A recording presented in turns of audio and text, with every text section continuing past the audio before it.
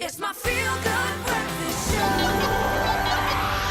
Call us on your cell phone. Culinary Hotline bling. That can only mean one thing. Bang, bang, bang. 083-913-3728 is the number you need to dial for the Culinary Hotline bling. Ting, ting, ting. Ladies, welcome to it. Thank you so much to Angie Boyd and Anel Potgieter for joining us. They're going to be answering your questions. Of course, give us a call and we'll be taking some of the questions that you gave us on Facebook and on Twitter as well. Ladies, are you ready for the challenges? Yes. Yep. Well, let the culinary conundrums begin. The first one we got was from Mumina Arenser, who said, good morning, everyone. Good morning. Lovely. Mumina. When making brownies, does one have to use chocolate or can one use cacao powder? And if using chocolate, which chocolate should one use? You can use both. You can use chocolate and you can use cocoa powder. Chocolate gives a more fudgy edge to the to the brownies, and chocolate powder, cacao, gives it more moistness. So I think if you've got budget, buy chocolate. Yes. You know, good quality chocolate. And if you're on a bit of a budget, use cacao. That's the way I see it. But you can use both. Yeah, totally agree. And at the end of the day, I guess it also depends on the kind of texture that you want out of your brownies. If you said, like, you know, if you want them a bit more moist, Yeah. a bit more Use tender, a cocoa powder, then use and the this one gives it a bit more fudgy. Which one is easiest to work with? I love cocoa powder. I grew up with cocoa Angie? powder. Yeah, for me it's easy. If I was going to use cocoa powder, I'd add a little bit more fat to the recipe as well. Okay, yes, because it's a bit dry. Yeah, because the cocoa is dry, but that does. It gives a nice cakey texture, and it's easier and it's a little bit cheaper if you're on a budget. But the chocolate, and I would go like 70% chocolate if I'm going to use chocolate. Okie dokie. So it depends on your recipe, on your favorite recipe. Fantastic. Thank you so much. Let's go to one here from Anna Voigt, who says, hi guys. Hello, Anna. Hello, Anna. I'm making caramel and would like to know how long condensed milk should cook in a slow cooker for in order to turn into caramel. Is that how caramel is made, by boiling condensed milk? Yes. It is. And I love caramel the best, and then baked sheep's head is the other thing. Two of Excuse my me? vices. Yes. Baked sheep together? Yes. No, Okay. separate. But this is hope my... I love it. Just have to make sure that we're keeping these two things very separate. One delicacy, one dessert. Yeah. So, and you can put the tin, you buy the tin, it's normal condensed milk. You put it in a pot like that, and you boil it slowly for 3 to 4 hours. And it must be covered. It must be covered, the water. And then the biggest thing, it needs to cool down properly, because if you're going to open this thing, it's going to go wham all over. But that was my question, because that's been going on in the pot now for quite a while since we started the show, and I was afraid that at some point we would hear one big, loud boom explosion. Yeah, it can happen. My answer to that question would be, go to the shop and buy it ready-made. There we go, Angie. Practical. Yeah. Because it takes so long. You're using electricity, using all that water, you've got to keep topping it up. Honestly, it's cheaper to buy the ready-made product. It tastes exactly the same. Plus, guys, the rivers are drying out, so we need to protect our water resources. Protect our water. But if you were to do it that way, what do you need to do to the container to ensure that it does not explode? There's not much you can do. Just take the label off and then put it in, and make sure it's covered with water at all times. And then cool down properly. Yeah. It needs to be room temperature when you open it up. How I do it, I use a steam pot. Put it in a steam pot for 40 minutes. And that's it. Pressure cooking. Pressure, sorry, Yeah, it's a yeah. stoompot in Afrikaans. A okay, pressure yeah. cooker. How about put it in the sun? Would that work? No. That's why I'm not the expert. I'm just throwing suggestions out there. But that number... So the question said slow cooker. It's not going to work in a slow cooker because it doesn't actually boil in a slow cooker. So it's got to be pressure cooker or a boiling pot. Yeah. Okay, fantastic. Thank you, ladies. We will continue with the Culinary Hotline bling. Ting, ting, ting. Give us a call on 083-913-3728. My feel-good breakfast show. Thanking Mr. Nick Hammond there for the 5FM Top 30 local charting songs. Back in the kitchen, although with Angie and Anel as we take on your culinary conundrum. So give us a call on 083-913-3728. It is the Culinary Hotline bling. Ting, ting, ting, ladies, yes. We're going to take a call right now. Let's have a listen. We've got Vanessa from East London. Good morning. Hello, Kit, how are you? Very well, Vanessa. Say hi to Angie and to Anel as well. Angie. Hi. Listen, I've got a problem. Every time I make some mushrooms, Yes. I don't wash them, I just wipe them off like I'm supposed to. Why do they always end up being watery when I'm finished cooking them? And also, happy birthday, you, and I'm also, it's my birthday today as well. Happy birthday, Vanessa! Happy birthday to you! And happy birthday, Ewan, as well. Okay, crumbed mushrooms are a delicious treat in that tartar sauce, but when they become watery, what are you doing wrong? Cooking them at too low a temperature. Cooking them at too low a temperature. So what's the ideal way of going about it? So with crumb mushrooms, you want to actually deep fry them. So you need to do the whole crumbing thing quite properly. Yes. So you're going to do flour, egg, crumb, and then deep fry at about a 180-degree temperature. So you need to sort of measure, make sure your oil's hot enough. The best way to test that is take a little piece of bread, pop it in the hot oil, and if it rises to the top quite quickly, then your oil's hot enough. Excellent, just like that. And of course, mushrooms do cook quite Very quickly. quickly. So you need to get them in there, get them out, put them on a paper towel, let them degrease if you want. Yeah, and they need to be moist inside. I think when you cut them, it's actually nice if they're moist inside. Yes. If they're not moist inside, then you've overcooked them. And I like them that needs to be a bit moist. It's got a lot of water in mushrooms. They are almost all water. Yes. Absolutely. Oh, I haven't had crumbed mushroom in a long time. Thank you for reminding me, Vanessa, of that. And I think we do have a second caller on the line. Let's just quickly check in. Do we?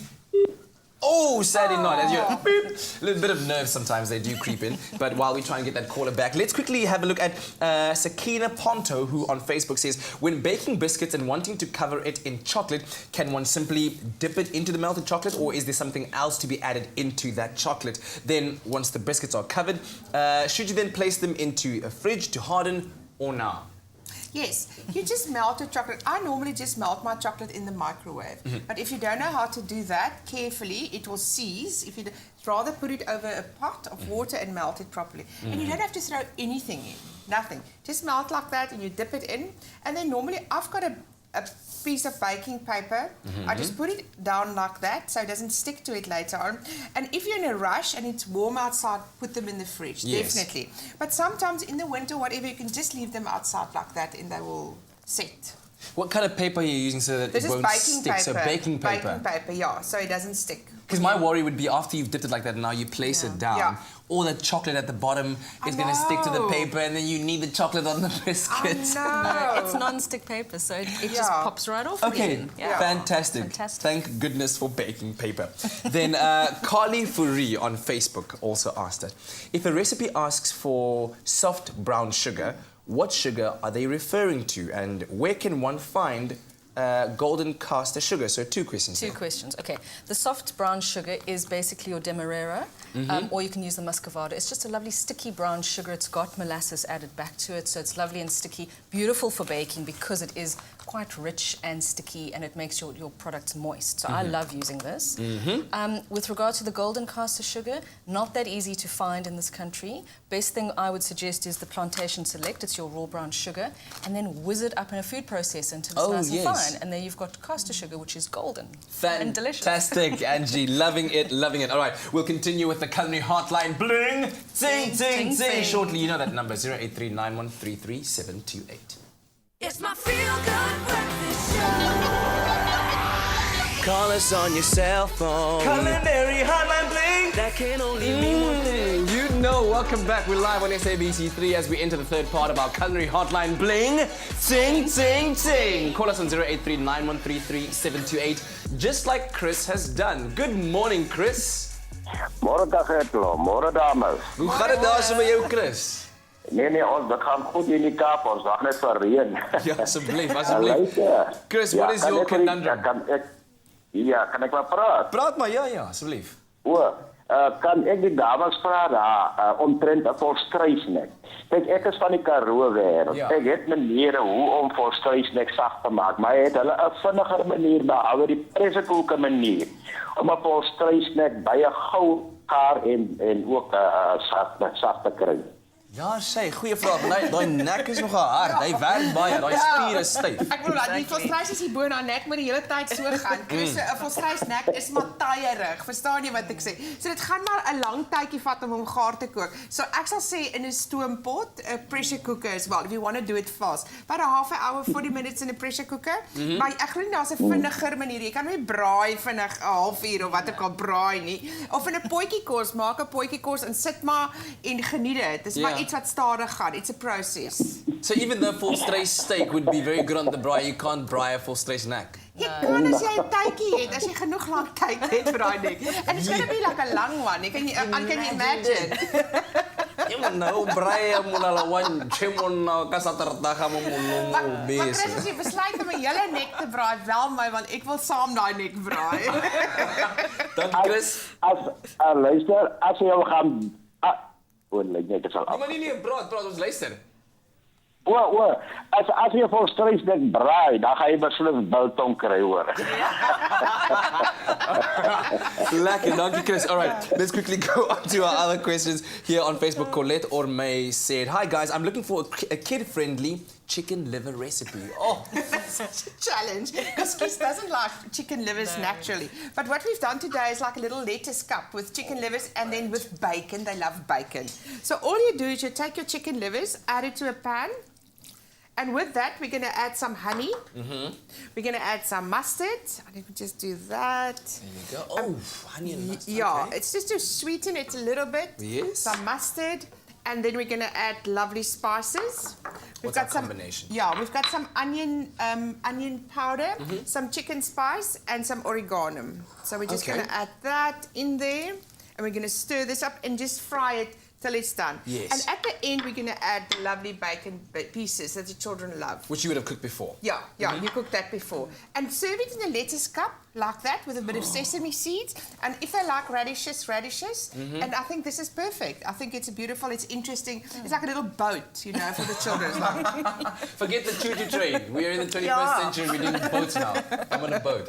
Okay, brilliant stuff. Thank you so much, Anel. We'll come back to the second question that we had right now. But let's quickly get some parenting advice from our parenting expert, Nikki Bush, who's here to advise parents out there on certain rules that they need to be aware of, especially when taking their children to shopping malls. My feel good breakfast show. Oh, thank you very much, Ewan, and thank you so much to our parenting expert, Nikki Bush, as we continue with our last segment of the Culinary Hotline. Bling, ting, ting, ting. Ladies, a question from Colette Orm. Actually, no, this is one that came through from Lakshmi Ramthewaswera. Yes, that's it. Yeah, I was working on that one. How do you make a good white sauce without burning it? Great question, because white sauces are so useful. They're very useful, a basic and a staple in the kitchen. So your white sauce needs to be, it's all about temperature. So you've got equal quantities of butter, and you put that in your pan.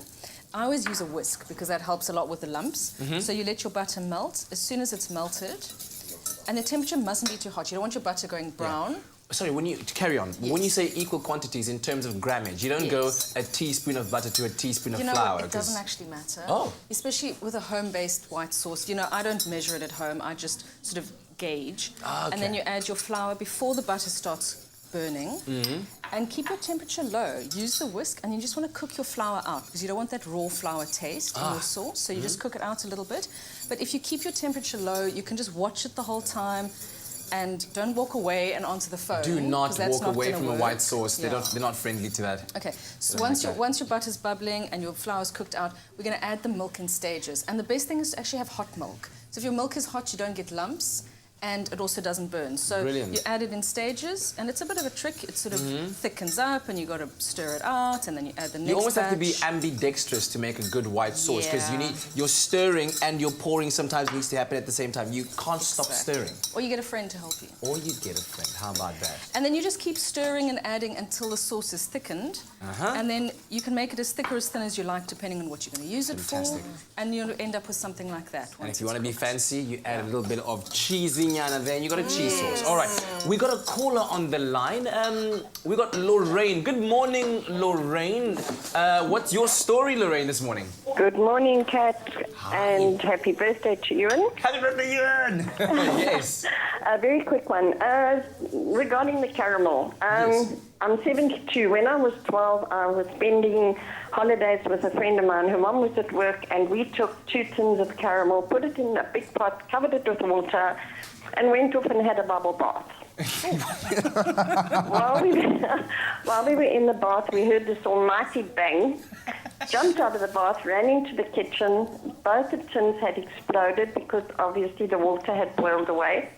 The condensed milk was dripping from the ceiling.